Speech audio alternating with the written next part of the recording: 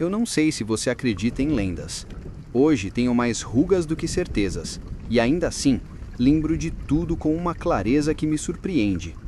Sento aqui, ouvindo o ranger da casa quando o vento bate, e volto a um verão da minha juventude como se fosse uma película antiga, toda em tons de verde e neblina. Naquela época, eu tinha 19 anos.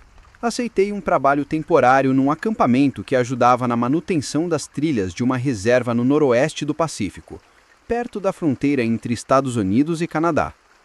Era o tipo de lugar que engole o som, coníferas altas, musgo cobrindo pedras, riachos que correm sem pedir permissão. Passávamos os dias limpando trilhas, recolhendo árvores caídas e consertando pontes de madeira. À noite, dormíamos em barracas com lanternas e o som distante de corujas. Os locais tinham histórias. Os mais velhos do vilarejo falavam com um respeito misto de medo e reverência. Há coisas que andam por aquelas matas, diziam, não são ursos. Chamavam de muitas maneiras, Bigfoot, Sasquatch, Pé Grande. Sempre que alguém pronunciava esses nomes, a voz baixava, como quem não quer atrair atenção. Eu ria com os colegas. Medo era uma performance conveniente ao redor da fogueira, entre canções e cervejas. Acreditar naquilo fazia parte do show. Mas havia sinais que fugiam das histórias. Encontrávamos quebras de galhos num padrão que não combinava com passos de qualquer animal comum. Arranhões altos em troncos acima do alcance de um humano. Tufos de cabelo escuro presos em arbustos, encharcados e com um odor diferente de tudo o que eu conhecia. Nem o cheiro de urso, nem o cheiro de veado. Uma vez, encontramos excremento de tamanho enorme. Não era preciso muito para imaginar o porte do corpo que o deixou. Mesmo assim, eu tentava racionalizar, buscando explicações que pudessem me confortar. Foi numa tarde de neblina que tudo mudou de tom. Voltava de uma patrulha sozinho, carregando um saco de ferramentas, quando, no chão, entre samambaias e solo molhado pelo orvalho, vi pegadas enormes. Havia uma trilha pronunciada, alinhada, como se alguém ou algo tivesse caminhado calmamente por ali. O comprimento e a largura das marcas eram desproporcionais a qualquer sapato que eu conhecia. A impressão deixava um sulco profundo, e o espaçamento entre os passos indicava um caminhar deliberado e pesado, não um salto ou uma corrida apressada. Naquele momento, senti um frio no estômago que não era apenas por causa da neblina. Pensei em chamar os outros, em marcar a trilha para voltar depois, em tirar fotos com minha velha câmera. Mas, para minha surpresa, fiquei ali, parado, olhando para aquelas marcas como quem lê uma notícia ruim e não sabe o que dizer. Sem saber, eu havia cruzado a linha entre descrença e algo que exigia explicação. Naquele dia, eu não fazia ideia de que aquilo era apenas o começo do que viria a assombrar meus sonhos por anos. Naquela noite, o acampamento parecia diferente. Talvez fosse apenas minha mente ainda ecoando aquelas pegadas, mas o silêncio parecia mais denso. Costumávamos brincar, rir, assar marshmallows e falar alto. Porém, enquanto eu encarava as chamas da fogueira, a lembrança daqueles sulcos enormes no solo não me deixava em paz. Cada estalo de galho soava mais alto, cada sombra parecia se mover com vida própria. Um dos rapazes, Mike, percebeu meu jeito estranho. "Tá branco que nem fantasma, cara. Viu o urso, foi?" Disse, rindo. Balancei a cabeça, negando. Não queria ser o alvo das piadas, não queria parecer impressionável, mas no fundo eu sabia. Não era urso. Aquelas pegadas tinham um peso diferente, como se fossem um aviso, não apenas rastros. Na madrugada, acordei com um som.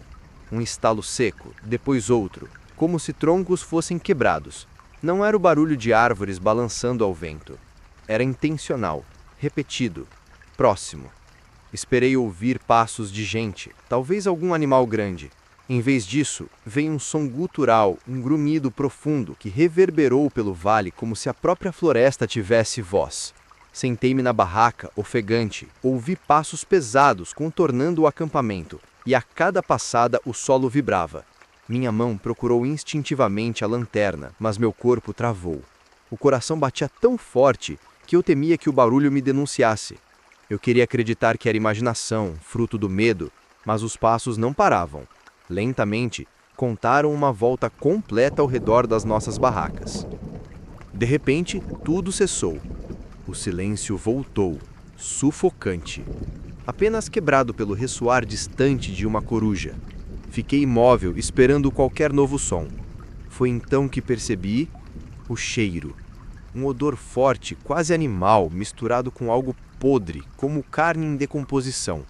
Entrava pela lona da barraca, enchia meu nariz e grudava no fundo da garganta, quase me fazendo tossir. Fechei os olhos, rezando para que fosse embora.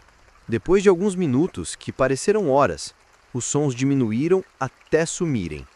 Não dormi mais. Quando o sol finalmente surgiu, saí da barraca com os olhos vermelhos e os nervos à flor da pele. Os outros nada ouviram. Disseram que eu estava cansado, que talvez tivesse sonhado. Mas no solo ao redor do acampamento mostrava marcas. Não eram marcas claras, mas áreas amassadas. A grama e a terra revolvidas como se algo enorme tivesse passado ali, circulando nossas barracas.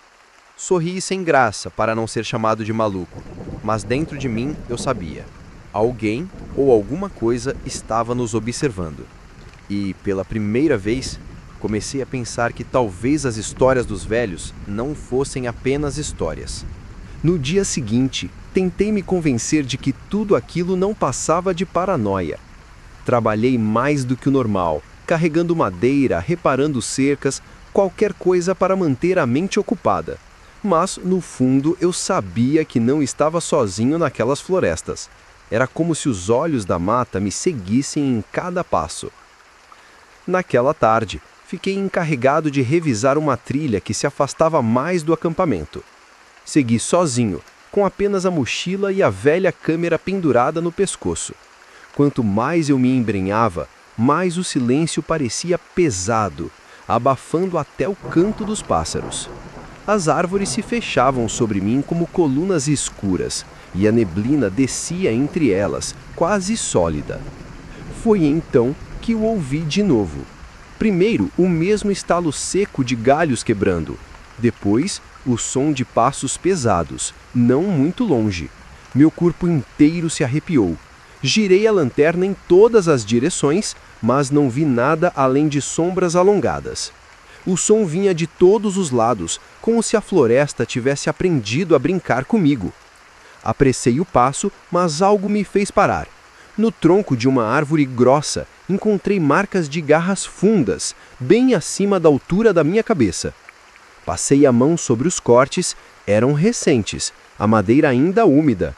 Quem ou o que poderia alcançar tão alto? Meu estômago revirou. De repente, uma pedra do tamanho da minha mão foi arremessada do meio da mata. Ela bateu no chão a poucos metros de mim, rolando até parar junto às minhas botas. Congelado, percebi que aquilo não era obra do acaso. Era uma mensagem clara. Eu sei que você está aqui. Meu instinto gritava para correr, mas minhas pernas não obedeciam. Foi então que vi, entre a neblina, numa clareira à frente, uma silhueta enorme surgiu. Alta, massiva, o corpo coberto por pelos escuros. A criatura não se movia rápido, apenas ficou ali, como se tivesse certeza de que eu já a tinha visto. Seus olhos, refletindo a pouca luz que restava, pareciam me atravessar, como duas brasas vivas presas no rosto. A cada segundo que passava, meu coração batia mais forte, quase ensurdecedor. O ar ficou denso, difícil de puxar. Apertei a câmera nas mãos, mas não tive coragem de levantar para fotografar. Parte de mim temia que qualquer movimento pudesse ser interpretado como um desafio. Então, num piscar de olhos, ela se virou. Houve passos pesados se afastando entre os arbustos, quebrando galhos como se fossem gravetos. E, de repente, o silêncio voltou, ainda mais profundo, ainda mais sufocante. Só quando percebi que estava de joelhos, tremendo, me dei conta de que tinha prendido a respiração. Corri de volta para o acampamento como um louco, sem olhar para trás. Cada sombra parecia se esticar para me agarrar. Cada tronco parecia esconder aquela figura gigante. Quando finalmente cheguei, mal conseguia falar. Os outros riram da minha cara, disseram que eu estava alucinando.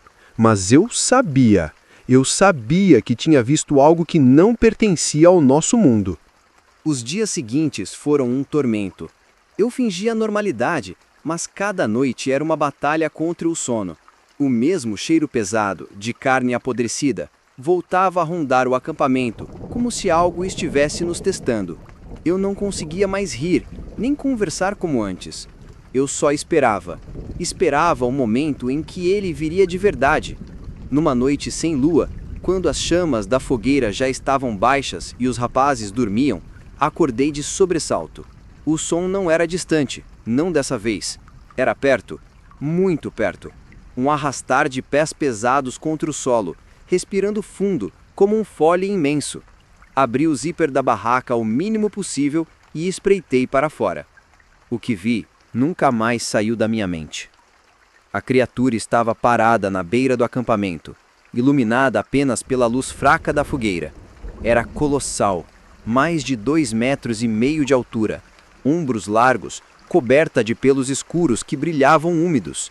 Mas o que mais me marcou foram os olhos, amarelos, intensos, inteligentes demais para um animal. Ele não apenas nos observava, ele avaliava. Meu corpo inteiro queria gritar, mas nenhum som saiu.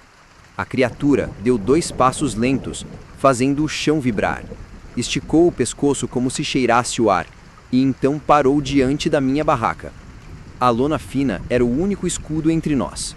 Eu podia sentir o calor da respiração pesada atravessando o tecido. O fedor era insuportável, como se a morte tivesse pele. Eu tremia tanto que pensei que meu coração fosse explodir. Então, com uma calma que me pareceu impossível, aquela coisa levantou a mão enorme e arranhou levemente a lona da barraca. Um único gesto, como quem marca território, ou talvez, como quem avisa que poderia ir além, se quisesse. E então, silêncio. Os passos se afastaram lentamente até sumirem entre as árvores. Na manhã seguinte, não restava dúvida. A lona estava marcada com 4 riscos fundos e ao redor do acampamento havia pegadas tão grandes que nenhum de nós conseguiu ignorar. Os rapazes ficaram pálidos. Pela primeira vez, não riram. Nunca mais voltei àquele lugar. E até hoje, décadas depois, ainda acordo suando frio quando sonho com aquele olhar. Não importa quantos anos passem, eu sei o que vi. E você pode acreditar ou não. Mas, se algum dia decidir entrar nas florestas do Noroeste, lembre-se de uma coisa. Há olhos que observam, silenciosos, esperando. E quando você menos esperar, o pé grande vai estar lá.